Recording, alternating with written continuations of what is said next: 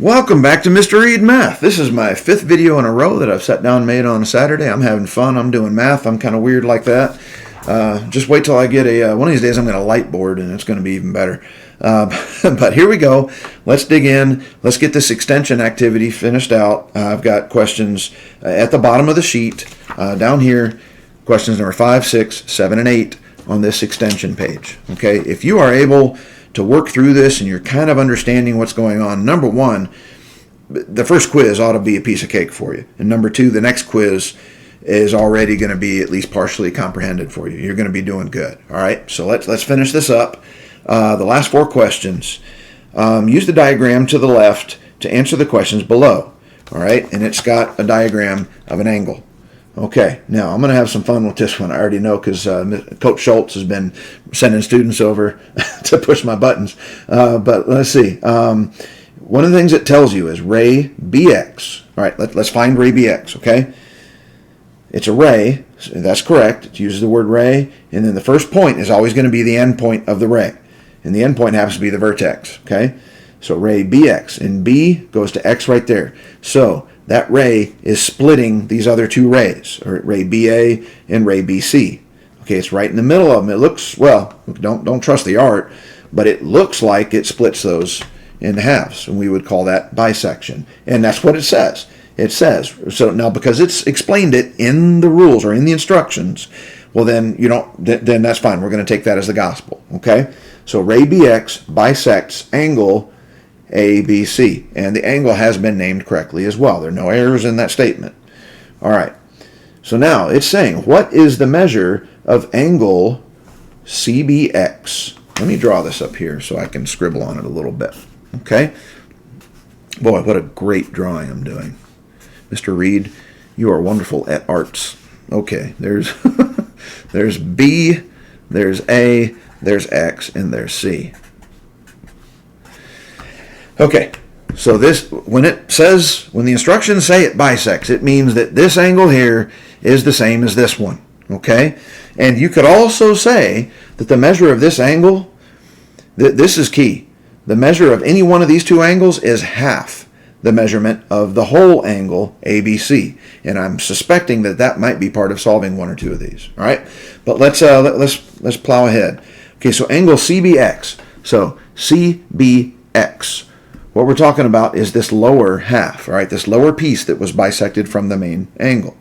All right, so it says angle CBX, what is the measure of it if the measure of angle ABC, oh my gosh, is 134 degrees? Folks, I just gotta shake off the heebie-jeebies here for a second. That is not a 134 degree angle. Let me show you what a 134 degree angle kind of might look like, all right? We're talking about an angle that would be looking a little bit more like this, okay? Like I said, don't trust the art of mathematicians. Sometimes we build multiple questions off of the same picture, and the picture doesn't always make sense. I'm sorry, but honestly, you need to be prepared for this because you're going to see this once in a while, believe it or not, on the ACT, on the SAT, on the KSA tests, and on the benchmark tests, all right? I'm sorry about that, but sometimes you just have to accept, hey, just go with the words. Don't get bent out of shape over the picture, even though I'm having a hard time not getting bent out of shape. Okay, so we're going to say that ABC is 134 degrees. Okay, well, if that's true, then what is the measure of half of that angle? All right, the part that was by... Quit laughing, Coach Schultz. All right, so now, so what I do is I take that large angle measurement and I divide it by 2. Okay, or you might put it in the calculator, 134 divided by 2, and that'll tell you what each of the smaller pieces is, okay? And that should be 67, all right? Now, that whole angle isn't even 67. Drop it, Reed. Okay, I got it. All right, so that means the smaller bisected part is 67 degrees. Okay, that's how you solve it. Okay. Oh, goodness. All right. Now, it says, what is the measure, number 6, what is the measure of ABX, so ABX, if the measure of CBX is 27 degrees? Folks, the answer is right at the tip of my finger. Why? Because it's bisected. It means this is the same as that. These two angles are the same. It's saying, what is the measurement of this smaller angle, ABX, if this smaller angle is 27? The answer to that is also 27. Okay? All right. Put that away. Now understand, when you see multiple questions built on the same picture, once you move to the next question, throw out all the other numbers. They don't apply anymore. Okay? So we're not dealing with 134 anymore. We're not dealing with 27 anymore. Now we're looking at question number 7. All right, and it says, what is the measure of ABC? ABC, that's the full angle. If the measure of angle XBC, that's the bottom one, that's half of the angle, is 52 degrees. Oh boy. All right, that's fine. That's not even close to 52 degrees. Would be more like that, but that's okay. It's okay. All right, so if this down here is 52 degrees, what is the measure of the entire angle? All right, so if half of the angle is 52, then the whole angle is 52 times 2. That would be 104 degrees. Okay? All right, so these are our 3 answers so far, 67, 27, and 104. Last question. All right, if angle ABX, that's the top one, okay, ABX is equal to 2x. Let me go ahead and write that in here. Okay, so that is equal to 2x minus 4. All right, and angle CBA, that's the whole angle. I'm going to write that out here. Okay, is equal to 5x minus 10. All right, what's the value of x? Okay, this is a great question.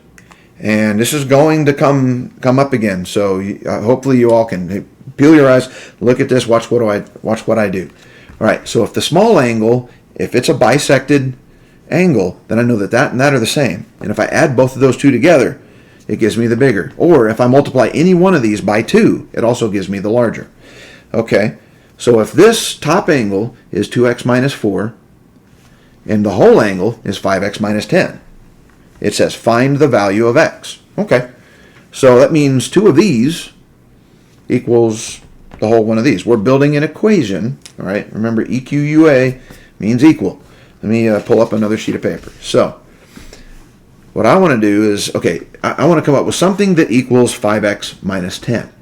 All right, and I've got this other reference. I know that 2 of those equals 5x minus 10. So I'm going to write 2 times 2x minus 4 equals 5x minus 10. 2 of the top angles equals 1 of the whole angle, because we know the top angle is the same as the bottom. Okay, so now we use distribution. We put that 2 in there, so 2 times 2x is 4x. 2 times negative 4 is negative 8 equals 5x minus 10. You know me, I want to put the larger variable term on the left, so I'm gonna pivot. I'm gonna write 5x minus 10 equals 4x minus 8. All right, I didn't change anything. I just swapped sides. Okay. All right, now subtract 4x, subtract 4x. These cancel out. That becomes x minus 10 equals negative 8. Now I got to move the constant term over there, so plus 10, x equals 2. Da-da-dum, ding, ding, ding. All right, that's it, folks.